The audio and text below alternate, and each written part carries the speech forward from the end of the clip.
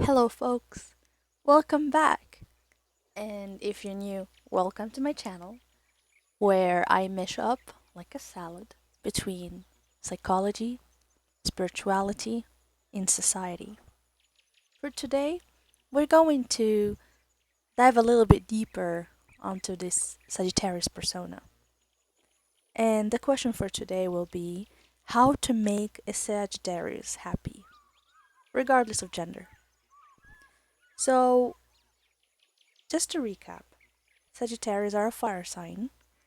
They are denoted as the archer, and they tend to be fiercely independent, pretty optimistic, and adventurous.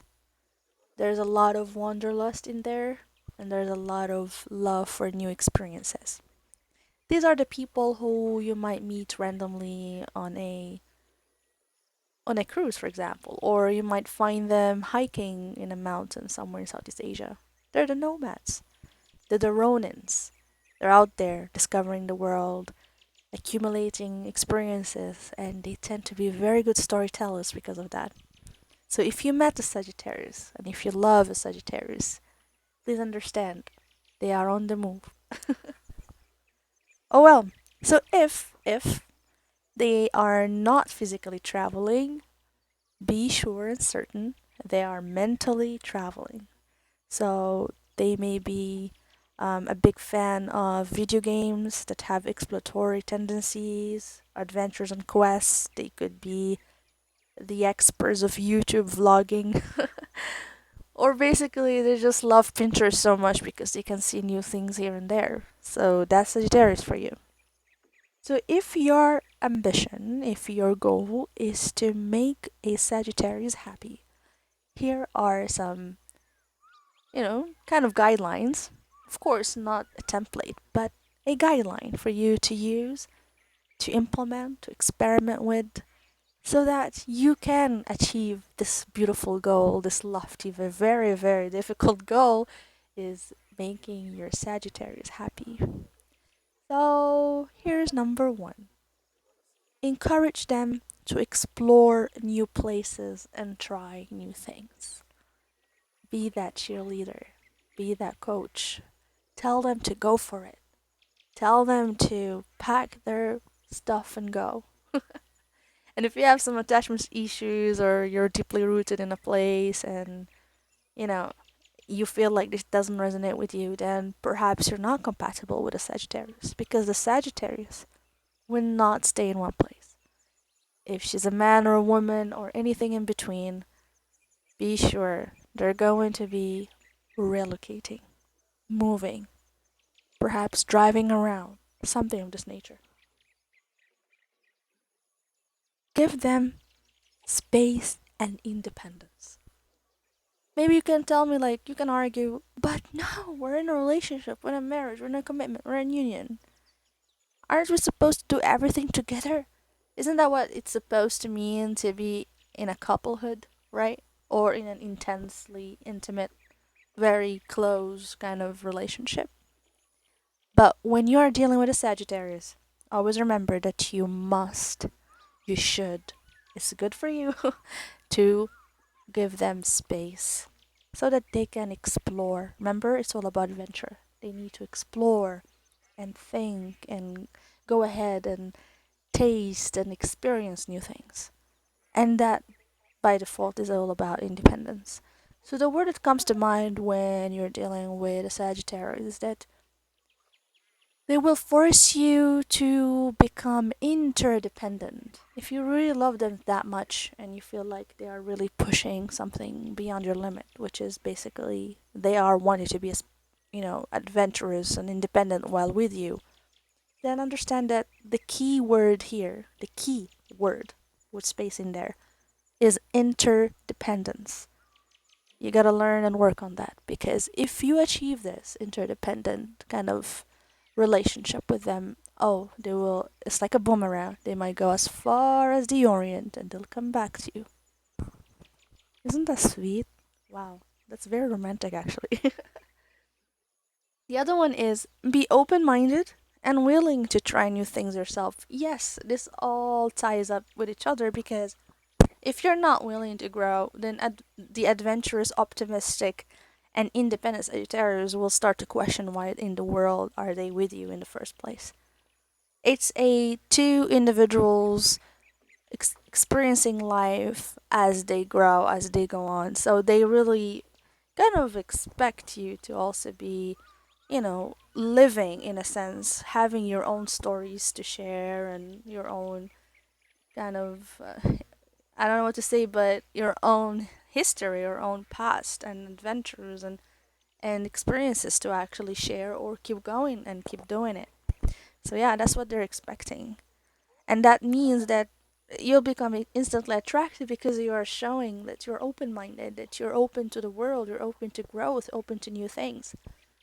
Someone who's close minded, narrow minded, and someone who does not want to change and like things to be as they are for 3 decades, 4 decades, you guys are not compatible. Just so you know, it will be a mayhem if that's the nature that you are, and then you're dealing with someone as free and as kind of open to the world, global kind of a person. So this is something that it's good to know, like what is the limit for you, like how far in the exploration road are you willing to go, so that no hard feelings and no heartbreak down the road. And the other one is that be supportive of their goals and ambitions. Oh, yes, these people have ambitions and they have goals. They may not be as materialistic as their fire sign counterparts, like the Aries and the Leos, but they do have ambitions, and usually that ambition, that drive, and that action oriented, the heat wave, right, of the fire signs will be prominent in their headspace. These people are strong scholars. They're scholars, they're mystics, they're the Sufis, they're the academics, and they're the wanderlusters, they're the samurais, the warriors in a sense. Not necessarily the ones who go to war, but the ones who are very good at duets. I think about when I think about a Sagittarius in a sense of this nature, I think about Miyamoto Musashi. He has this Sagittarius, Sag in him. He has that kind of, his ambitions were beyond time and space, and he lived like a Ronin. He was a wanderer, and he was a samurai. So imagine the level of expertise and mastery he reached in his life. So a Sagittarian will have that type of lofty ambitions, but it just may not translate into material possessions like their fellow fire signs. The other one is stimulate their mind with interesting conversations and debates. Oh yes, remember, they live in their headspace. There's a huge Jupiterian kind of knowledge acquisition and transmutation going on there. Oh, they would love some decent conversation, intellectual conversation, conversation about what you've seen somewhere in, a province in Vietnam. Some debate about controversial kind of, topics in society. Who I think about when I talk about this guideline, I'm thinking about the famous Ibn Battuta. If you don't know this famous person, kudos to you for not knowing, but I do suggest that you go and read about him because Ibn Battuta was a world traveler, and he traveled during the times of the around 12th 13th century, if I'm correct. He's almost dubbed as Marco Polo, but he's not Marco Polo, okay?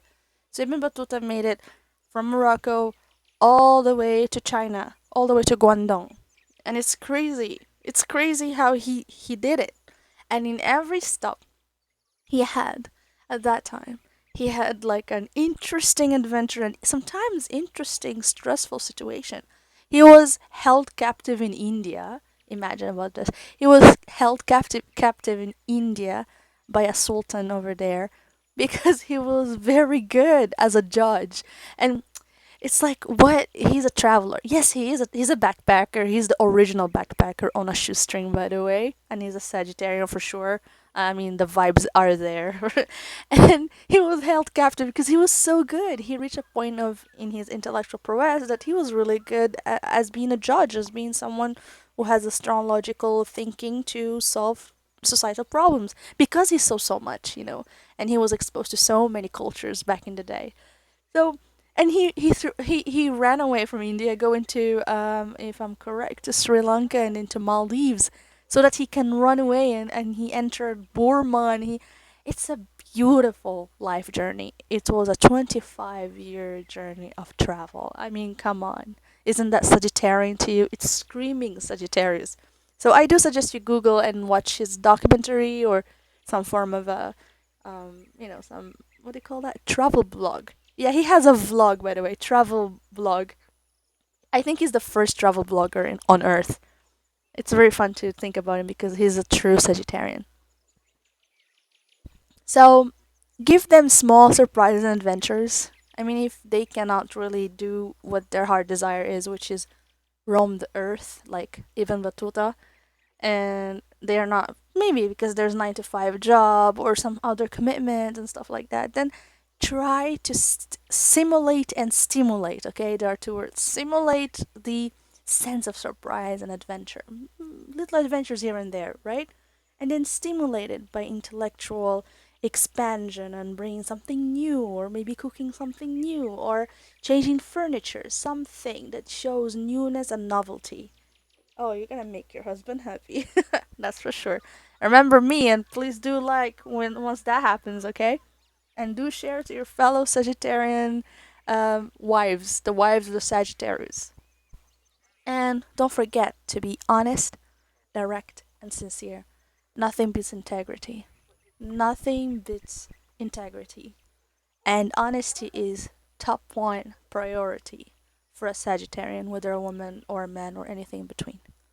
It's really important. Honesty, brutally honest, is their like signature, their blueprint. And they may sound harsh at times because they're just speaking the truth with no sugarcoating, no indirectness. It's just right there. They just lay it out and like take it how it resonates, right? So reciprocate that, mirror that, because they will appreciate you even more when you are more honest. Even if it sounds ugly, they're not afraid of the ugliness of the world. Remember, they're all about experiences. So they're not going to judge it, they're going to immerse in it. Isn't that fun? I hope that you're having a happy and a long lasting love with a Sagittarius. If you found this valuable to you, please do like, please do subscribe, and share to whom it may concern. Thank you and goodbye.